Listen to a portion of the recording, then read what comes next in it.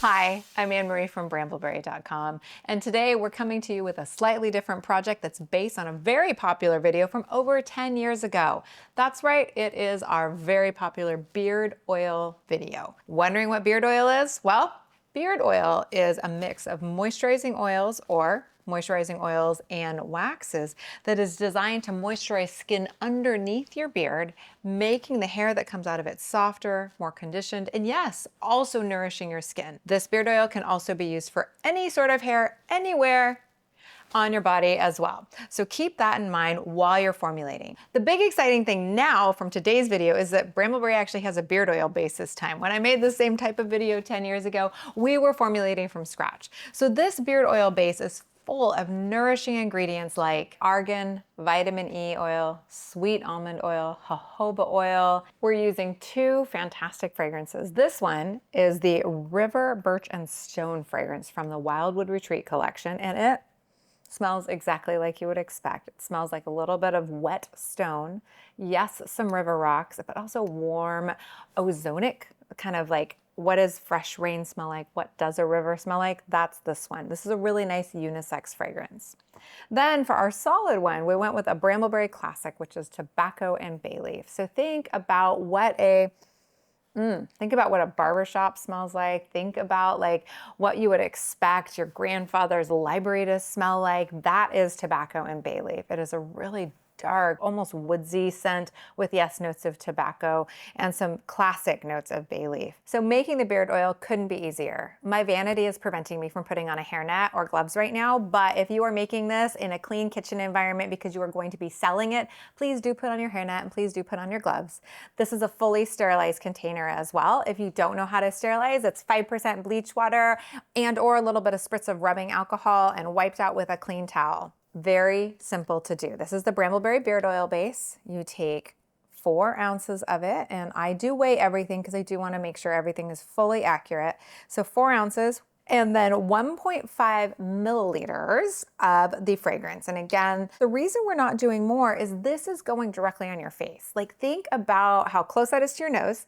Think about, do you want to smell like perfume? No, you don't. All you want is to invoke that feeling when you put it on. You don't actually want to overwhelm anybody.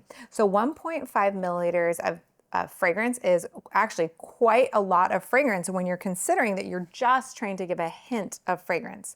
Then all you do is stir this up, and that is all it is. You know how with candles, when you make them, you have to stir for a really long time to make sure the fragrance is fully incorporated and all that? Not with this. Give it some good stirs and the fragrance is fully incorporated. And then it's just a matter of a steady hand in pouring. Brambleberry's frosted 1 ounce dropper bottles come with an orifice reducer. So keep that in mind. This is a larger orifice. Then you're gonna pop the orifice reducer in. So it's like a 1-2 step process. So you can either use a funnel or you can just eyeball it. And I love to eyeball it because I really like my blood pressure to be sky high, especially when filming. And once your bottles are completely kind of full, I usually just go up to the shoulder because remember, we do have to fit that dropper in. Then you pop in your orifice reducer, just like so, and you push it down. You take your dropper and you put it in. You are all done. This is ready to use right now. I love this product because it's so easy to make. There is no cure time, and you can just use it to completely augment your line with very little effort. The next project is our solid beard oil base, and just like the beard oil itself, could not be more simple. So we're gonna take 16 ounces of the Brambleberry beard oil base and pour it into a heat-safe container.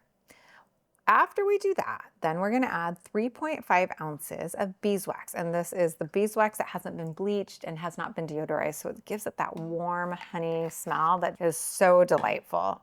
We're just gonna put 3.5 ounces, and these are in tiny little pastilles, so that does help them melt better, but you don't ever wanna melt beeswax separately in the microwave.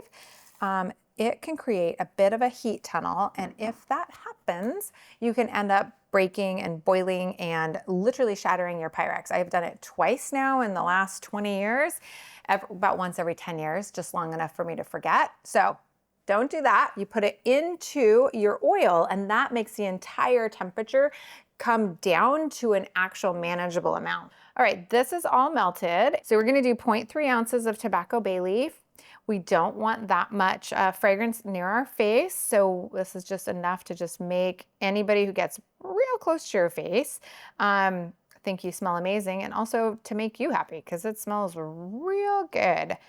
And just like with our beard oil, once this is made and hardened, it is ready to use right away, no cure time necessary.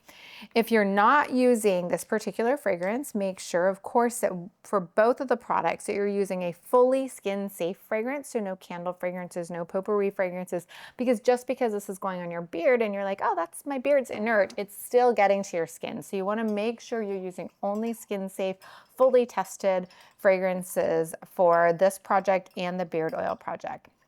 We're gonna stir this one in for just a little bit longer because there is that beeswax, so we wanna make sure everything is fully incorporated in and that all the molecules have really bound together and set. And then once that's done, we're just gonna pour into our containers. And the cooler you pour, the less kind of shrinkage you might get in the middle. You know, sometimes how it cools unevenly. If it does cool unevenly, it's nothing that a little tiny paint gun or heat gun can't fix, so just do a little heat gun over the top like you would with a candle. And I like to pour just up to the little line and not all the way full, because that gives us a little bit of space for someone to be putting their fingers in pretty easily. And that also makes sure that when people are putting their fingers into scoop, that when they're like mounding up, it doesn't end up going up and over. And that's it. That is 2 projects in one. If you make this, I want to hear all about it. Please tell me in the comments how you liked it. And also, I would love for you to give this video a thumbs up. Thank you. And if you like this channel, subscribe to it so you're notified each and every time we come out with a new video. Until next time, everybody, happy crafting.